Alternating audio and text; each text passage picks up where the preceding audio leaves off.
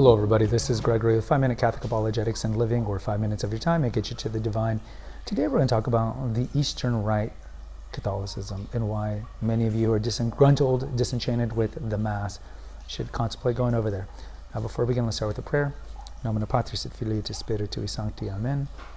Gloria Patri et Filii et Spiritui Sancto, sicut erat in principio et nunc et semper, et in saecula saeculorum. Amen. Patris et Filii. So I'm recording this at a Turkish bath. I just had a Turkish bath done to me. It was quite nice. I've done the Soviet-style bath over in Budapest. That's more of the pools here. It's more like a steam room, and then you get massage, you get a bubble massage and all these things. So I'm relaxing, drinking some Turkish tea, which is black tea, commonly drank with lemon and sugar. So the reason I'm doing this episode is because obviously in Istanbul, it is a predominantly Muslim country, but it is a secular Muslim country because of Kemal Atatürk, and he allows freedom of worship. So you will find Christian churches here, you'll find Orthodox churches here, you'll find Catholic as well over here. In this side of the world, so to speak, you're going to have more of the Eastern Rite. And we have episodes here on what are the different rites, and that's R-I-T-E, the different rites that you have in Catholicism. So the predominant rite in the world is Latin Rite, and that's mostly because the Latin countries, Italy, Spain, Portugal, France, whatnot, and England before Henry VIII, they were the ones that were the primary movers of exploration and colonialism, right? So they transported that to the New World. If you look at what's the oldest rites are going to be the Greek rites, the Greek-speaking rites. St. John Chrysostom, we have an episode here, one of the kind of fathers of apologetics. He was one of the ones who created the liturgy, the most famous, most popular, I should say, liturgy for the Eastern Rite and for the Orthodox. So when you're in this side of the world, meaning pretty much anything east of the Adriatic, you're looking at Serbia, you're looking at Bulgaria, Romania, Greece, Turkey, and then down toward Lebanon, which is Maronite Christian, you're going to find a lot more of the Eastern Rite. So in simple kind of reductionist way, Eastern Rite is going to be as a whole. The majority of them are going to be Greek-speaking. Not all of them, like the Maronite Rite, they don't speak Greek. But you're going to see a lot of the Greek-speaking. So their liturgy is the old liturgy of St. John Chrysostom. Their liturgy is, I guess, if you've never been to one of, like the Byzantine Rite, for example, if you've never been to one of these, I guess the best way to explain them they're like Orthodox. They're like Orthodox Mass.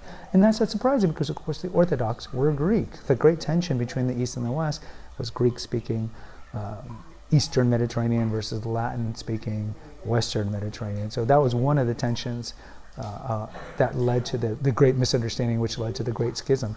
So you do see some traditional Catholics who leave the Latin Rite because they see the Novus Ordo Mass, right? It's just the typical Novus Ordo Mass in the suburban parish, we all admit, is dreadful. Yeah, there's going to be pockets of it that are still good, and certainly we have the TLM, you have the Ordinary of the Chair of St. Peter, which is Anglican, breakaway Anglicans that came back to Rome, and the Pope allowed them to keep using their Anglican Rite, which is very similar to the Latin Rite.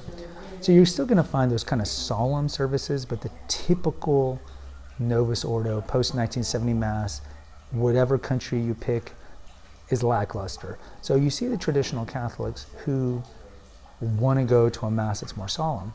And so some of them will go to Orthodoxy, the Schismatic Orthodox.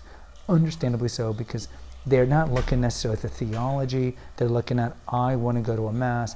This is a liturgy that hasn't been corrupted, and so forth, without doing necessarily the liturgy and the science behind it. Now, Catholics who have gone to Orthodoxy will say that they've done the study and so forth. But like I've talked about before, you don't leave Peter. You don't leave Peter.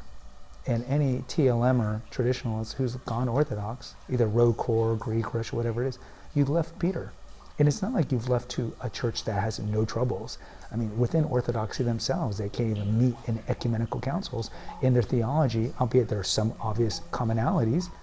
And there's a lot of beauty in the Orthodox. I don't want you to think I throw out the baby with the bathwater. John Paul II, it's one of the two lungs of the church. They definitely have apostolic succession. They have the sacraments. A lot of beauty, no doubt. But they left Peter. We don't leave Peter. The church was founded on Peter.